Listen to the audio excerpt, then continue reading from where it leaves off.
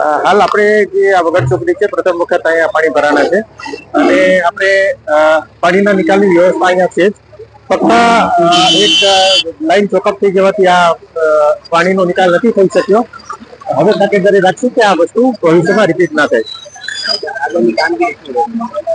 ના કામગીરી એવું જે જ્યાં જ્યાં પાણી ભરાવાનો પ્રશ્ન છે ત્યાં સતત આપણું મોનિટરિંગ અને સતત અમારું સુપરવિઝન.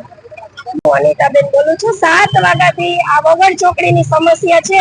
વરસાદ તો 2 કલાક થયો છે પણ માણસો 10 કલાકથી હેરાન થાય છે.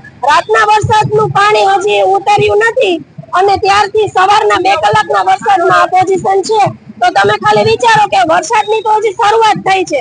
રાજકોટમાં તો પહેલો વરસાદ છે અને આ ચોકડી આજુબાજુના બધા વિસ્તારને અસર કરે છે. કારખાને જતા માણસો, સાપર જતા માણસો, સ્કૂલે જતા છોકરાઓ બધા માટે આ ટચ થાય છે. જો આ બેન પડી ગયા બિચારા, આમ કેટલા વાહનો બંધ થઈ જાય. આ સારું ન કહેવાય. હવે કોઈ તંત્ર સમજવું જોઈએ ને આ રસ્તો બંધ કરાયો છે એટલે બાકી પાણી ઓછું ન થાય તો પછીની સમસ્યા છે. પણ જે આજે મારા જેવા ઘણા બધા હેરાન થયા એમ કોઈ હેરાન તો ન થાય. આટલું બધું 3 કલાક થઈ, ચા પાણી નાસ્તો, ઘરવાળાને તેડવા બોલાવ્યા કે તમે મને લઈ જાઓ, અહીંથી હું હાલી શકું એમ નથી.